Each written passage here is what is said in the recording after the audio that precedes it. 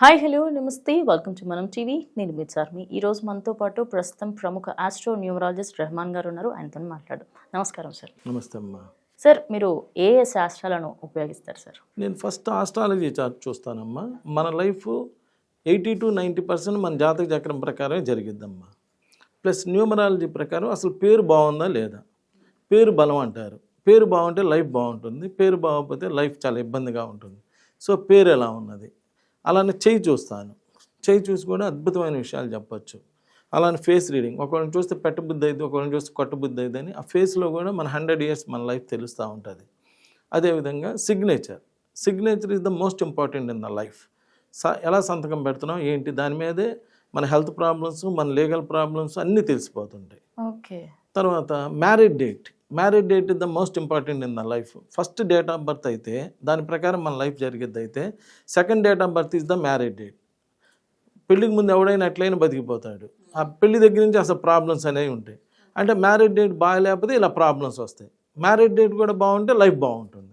So marriage date ఎలా ఉంది, ఇలా ఆస్ట్రాలజీ, న్యూమరాలజీ, పామిస్ట్రీ, గ్రాఫాలజీ ఎలా రాస్తున్నారు, ఈ రాసే విధానాన్ని బట్టి కూడా వాళ్ళ యొక్క మైండ్ సెట్ అనేది తెలిసిపోతుంటుంది. అలానే face reading, signature analysis, marriage dates, ఇలా ఇన్ని శాస్త్రాలు చూస్తాను. నేను చూసి ఒక అద్భుతమైనటువంటి రిజల్ట్స్ ఇవ్వటం జరుగుతుంది. కొన్ని సంవత్సరాల నుంచి ఇలా ఎంతోమంది నా దగ్గరికి వచ్చి ఇలా అన్ని రకాలు చేయించుకొని ఇలా మేలు పొందటం అనేటువంటిది జరుగుతూ ఉంది. సార్, కొంతమందికి పెళ్ళైనాక చాలా ఫైనాన్షియల్ డిస్టర్బెన్స్ వస్తుంటాయి. దానికన్నా ముందు ఇద్దరు కూడా హ్యాపీగా ఉంటారు. మరి అలాంటి వాళ్ళకి ఎలాంటి రెమెడీస్ చెప్తారు సార్? ఇక్కడ ఏంటంటే marriage date is the most important in the life అని ముందని చెప్తున్నా. మీరు పెళ్ళి కనుక 8, 17, 26 తారీఖుల్లో చేస్తే, 8 అంటే శని, 17 1 + 7 8, 26 2 + 6 8.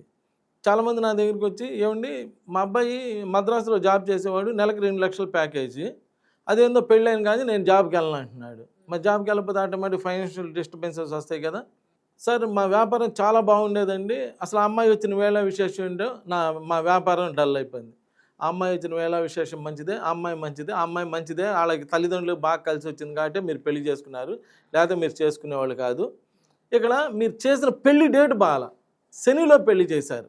8, 17 1 + 7 8 26 2 + 6 8. ఈ 8, 17, 26 తారీఖుల్లో పెళ్ళిళ్ళు అయితే ఫస్ట్ ఫైనాన్షియల్ డిస్టర్బెన్సెస్ వచ్చేస్తాయి. పిల్లలు ఆలస్యం అవుతారు, లేదా పిల్లలు పుట్టరు, ఇలా రకరకాల ఇబ్బందులు వస్తాయి. మీరు ఏమనుకుంటున్నారంటే ఇక్కడ అమ్మాయి మీద తోసేయటం, లేదా అబ్బాయి మీద ఇప్పుడు ఏమైంది, అమ్మాయి తరపు వాళ్ళు ఏమనుకుంటారంటే, అబ్బా మంచి ఉద్యోగం అని ఇచ్చాము, ఇదేంది ఉద్యోగానికి వెళ్ళడంట అని వాళ్ళ అబ్బాయిని అంటూ ఉంటారు, వీళ్ళేమో అమ్మాయిని అంటుంటారు. దాంతో సొల్యూషన్ అవ్వదమ్మా. అమ్మాయినో అబ్బాయినో తిడతం వలన అబద్ధాలతో తగాదాలతో కాపురాలు నడవు. నేను అనేది ఏంటంటే, ఇలా ప్రాబ్లం వచ్చినప్పుడు మీకు నమ్మకం ఉన్నా, మీకు తోచిన ఆస్ట్రాలజీ, న్యూమరాలజీ, పామిస్ట్రీ అన్ని సబ్జెక్టులు తెలిసిన ఒక పెద్ద వ్యక్తిని కలవాలి. ఎందుకంటే ఆయనకు అనుభవం ఉండిద్ది అనమాట. చూసి ఉంటాడు కదా. వాళ్ళని కలిసి, ఏంటండి ఇలా పెళ్ళైన కానీ ఇబ్బంది వస్తుంది ఏంటండి అనగానే ఫస్ట్ నేను రూట్కి వెళ్ళిపోతా. రూట్ ఏంటి, మ్యారేజ్ డేట్ చూసుకుంటే 8 కానీ 17 కానీ 26 కానీ అయ్యి ఉంటుంది. ఇది వద్దన్న అసలు వాళ్ళు ఇలా ప్రాబ్లం ఫైనాన్షియల్గా ఇబ్బంది ఉందని అనగానే 8వ తారీఖు పెళ్లి చేశారా అని అడుగుతా. అవునండి మీకు ఎట్లా తెలుసు అండి అంటారు. అట్లా తెలియకపోతేనే ఇక్కడ కూర్చోలేమ్మా, అది తెలుసులేమ్మా అని దానికి రెమెడీ చేస్తా. వెంటనే జాబ్ వచ్చేసిద్ది. జాబ్ రాగానే ఇంక మళ్ళీ అబ్బాయి జాబ్కి వెళ్తాడు, లేదా వాళ్ళ వ్యాపారం సెట్ అయిపోతుంది. ఇంకా మళ్ళీ లైఫ్ అంతా కూడా చక్కగా బాగా ఉంటుంది. ఇక్కడ నేను అనేది ఏంటంటే, ప్రాబ్లం రావటం కామన్ అండి.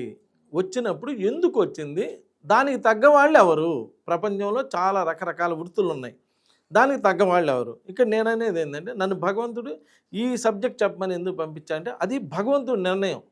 ఏమండి మీరు వెళ్ళి ఈ సబ్జెక్ట్ చెప్పి ఇలా కొంతమందికి మంచి చేయండి అని చెప్పి భగవంతుడు పంపాడు కాబట్టి నేను వచ్చా. లేకపోతే నేను కూడా ఏ సాఫ్ట్వేర్ ఇంజనీరో లేదా ఇంకో బిజినెస్ చేసుకునేవాడిని కదా. అంతా దేవుడే ఇచ్చినప్పుడు ఈ న్యూమరాలజీ కూడా దేవుడే ఇచ్చి ఉంటాడు కదా. అటువంటిప్పుడు ఒకసారి కలిసి ప్రయత్నం చేస్తే తప్పే ఉంది, తెలుసుకొని చేసుకుంటే బాగుంటుంది. నమస్కారం.